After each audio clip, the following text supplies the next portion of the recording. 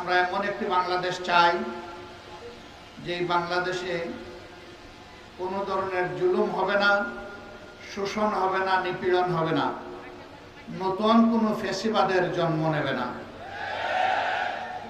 আমরা এমন একটি বাংলাদেশ চাই যেখানে মানুষে মানুষে কোনো বৈষম্য থাকবে না। আমরা এমন একটি বাংলাদেশ চাই যেখানে দুর্নীতিতে আর আমরা চ্যাম্পিয়ন হব না। আমরা এমন একটি বাংলাদেশ চাই যেখানে সমাজের কোথাও দুর্নীতির কোনো দুর্গন্ধ থাকবে না। ঘুষের জাতাকলে পিষ্ট হয়ে সকল নাগরিক নীরবে কাঁদবে না। বিচারের বাণী নিবৃত্তে আর কাঁদবে না। বিচার চেয়ে বিচার প্রার্থীকে কোন প্রার্থী আমরা দেখেছি শেষ পর্যন্ত বিচার না পেয়ে আত্মহত্যা করে। সেই চিত্র আর বাংলাদেশে আমরা দেখব না।